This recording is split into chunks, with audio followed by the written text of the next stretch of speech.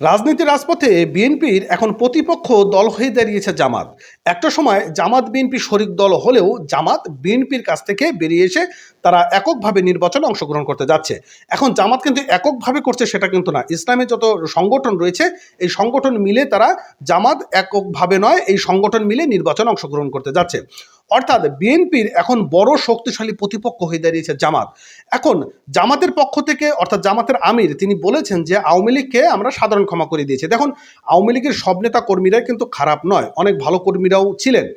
এদিকে বিএনপির যিনি রুহুল কবির রিজভী তিনি কিন্তু এটা প্রতিবাদ জানিয়েছেন যে কেন সাধারণ ক্ষমা করার কথা তিনি বলল, এখানে কঠিন থেকে কঠিন শাস্তির ব্যবস্থা না হোক। এদিকে জামাতের আমির তিনি বলেছেন যে সাধারণ ক্ষমা বলতে যারা আওয়ামী লীগের মধ্যে ভালো লোক ছিল তাদেরকে সাধারণ ক্ষমা করা হয়েছে, কিন্তু দুর্নীতিবাজ করাপশন এদের তো আইনের আওতায় আনতেই হবে। এখন এদিকে জামাতের আমির কি বলল এবং জামাত কি ঘটনাটি বলল সেটি আমরা নাইম আলী ভাইয়ের মুখ থেকে শুনবো। চলুন আমরা নাইম আলী ভাইয়ের ইউটিউব চ্যানেল থেকে ভিডিওটি দেখে আসি। নতুন হলে চ্যানেলটি সাবস্ক্রাইব করবেন, পেজটি ফলো করবেন। কোথায় যাচ্ছে মিত্রতা? আচ্ছা, মিত্রতা সিয়াদায়া আমার অনেকেই কমেন্ট করা শুরু করছেন তুই জামাতের দালাল। আপনি কমেন্টে দেখবেন যে তুই যে জামাত, আমরা জানি ভাই আমি আসলে জামাত না, আমি প্রকৃতপক্ষে একজন আওয়ামী লীগের কর্মী। আচ্ছা, তবে দুর্নীতি বা ধরেন স্বেচ্ছাচারিতা বা যে লুটপাট হত্যা সেগুলোর বিরুদ্ধে আমি যতটুকু পারছি কথা বলছি। তো অনেকে হয়তো হঠাৎ করে আমার ভিডিও দেখেন, সেই ভিডিওতে এসে বলেন তুই জামাতের দালাল। আচ্ছা আচ্ছা আচ্ছা, আমি জামাত থেকে কোনো পয়সাও খাই নাই, জামাত থেকে আমাকে কোনো পার্সেন্টেজও দেওয়া হয় না। আবার ধরেন বিএনপি থেকেও আমি পয়সা খাই নাই, পার্সেন্টেজ নেই নাই। আচ্ছা, তারেক জিয়ার যে কাজটা আমার কাছে ভালো লাগে আমি সেটার প্রশংসা করি, গত 5 বছর একই কাজ করি। তো যার কারণে যখন আমার বক্তব্যটা আপনার পক্ষে যায় তখন মনে যে তুই আমার দলের ভাই আগাই যান আর বিপরীত দলের হলে গালি, এই কাজটা জামাতের তারাও করেন। তো আমার ইদানিং বক্তব্যগুলোতে আমি জাস্ট কম্পারিজনে যখন সত্যটা আমি সামনে আনি, এটা তো আপনি অস্বীকার করার সুযোগ নেই, আমরা দালাল দালাল যাই বলেন, তাই না? না না, অবশ্যই অবশ্যই।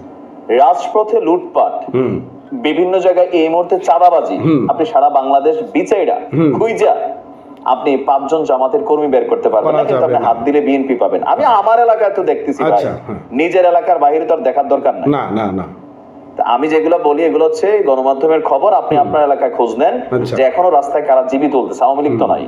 আর পত্রিকাতে দেখতেছেনই যে তারেক রহমান কি করা করা হুঁশিয়ারি দিচ্ছেন, তাই না? তো এবার আসেন আমি আমার জায়গাটা ক্লিয়ার করলাম। অবশ্যই এখন বিএনপি কে একদিকে আমরা যখন দেখছি যে বেগম খালেদা জিয়া তিনি বিদেশি কূটনৈতিকদের সাথে সাক্ষাৎ দেওয়া শুরু করেছেন, জনাব তারেক রহমান ভিডিও কনফারেন্সের মাধ্যমে তার জনগণের সামনে যে আগামী দিনে এই লুটপাট বন্ধ করো, এই স্বৈরাচারিতা বন্ধ করো, অলরেডি দলের নেতা কর্মীর বিরুদ্ধে মামলা দিচ্ছে, ইতিহাস তৈরি করেছে তারেক রহমান, কিন্তু কোথাও না কোথাও এখনো শতভাগ কন্ট্রোলিং হচ্ছে না। না না না, এটা যখন পরিস্থিতি তখন জামাতের ইস্যুতে বিএনপি আবার সমালোচনা করছেন রুহুল কবির রিজভী যে আওয়ামী লীগকে মাফ করার ইস্যুটা যেটা এটা কিন্তু ঠিক না, ঠিক না, এটা নিয়ে কিন্তু একটা বাদানুবাদ চলছে। আর জামাতের আমির বলছে যে না, এখানে ন্যায় বিচার নিশ্চিত করার লক্ষ্যে যারা ভিকটিম তারা মামলা করলে জামাত সেখানেও সহযোগিতা করে। উদাহরণটা দেখাইছে আওয়ামী লীগ তো সব খারাপ না ভাই, আমি তো খারাপ না তো এরকম ভালো আওয়ামী লীগও আছে, তারারও এই দেশে রাজনীতি করার সুযোগ আছে, এতদিন আপনার ছিল না, এখন তাদের থাকবেন, এটা হতে পারে না।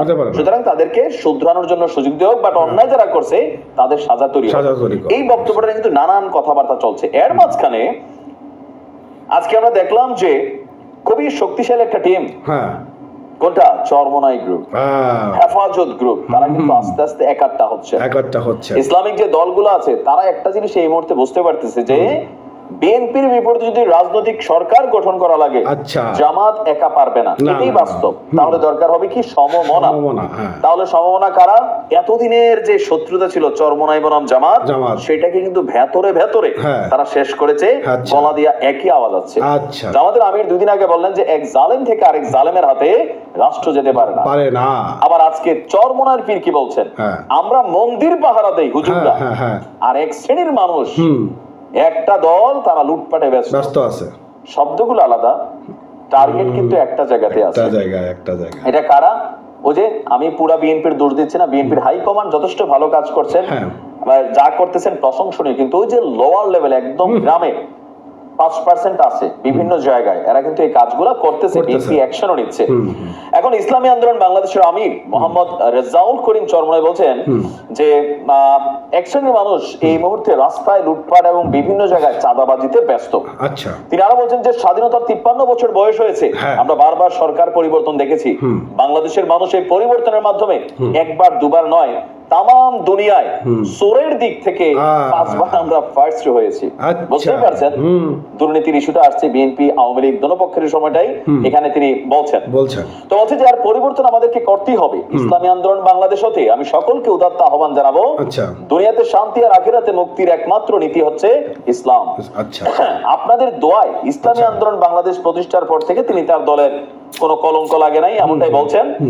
আর এখানে অনেকেই নেতাদের বক্তব্য দিয়েছেন, আর বক্তব্যের একটা ছিল যে আমরা সমমনা দলগুলা একত্রিত থাকতে হবে। আচ্ছা আচ্ছা, এখন যদি ধরেন আওয়ামী লীগ নির্বাচনে না আসে, আসবে সম্ভাবনা আছে, বিএনপি এবং জামাতের মধ্যে যদি একক নির্বাচনটা টক্কর হয়, জামাত কিন্তু বিএনপি কে ডিফিট করে সরকার গঠন করতে পারবে না। হয়তো কিছু সিট পাবে, 50-100 পাইতে পারে, কিন্তু বিএনপি সোশ্যাল মিডিয়াতে তারা যতটা অ্যাক্টিভ, এলাকা ভিত্তিক আপনি দেখেন প্রত্যেক এলাকায় ভাইদের সালাম টালাম, তারপর যে বন্যার সুযোগটা ছিল বিভিন্ন ধর্ণা দুর্গত এলাকায় জানো দিয়েছে, ভালো কাজও করছে। আলহামদুলিল্লাহ আমি দেখছি আমার এলাকাতে অনেকে ভালো কাজও করছে। আবার হাতে গোনা ওই যে 5% এরা খারাপ কাজে এখনো ব্যস্ত, ভবিষ্যতে থাকবে। তো যারা ভালো কাজ করছে তারা যেমন মাঠ গোছাইতে চাইছে, আবার ইসলামিক দলগুলো তারাও কিন্তু মাঠ গোছাইতে চাইছে।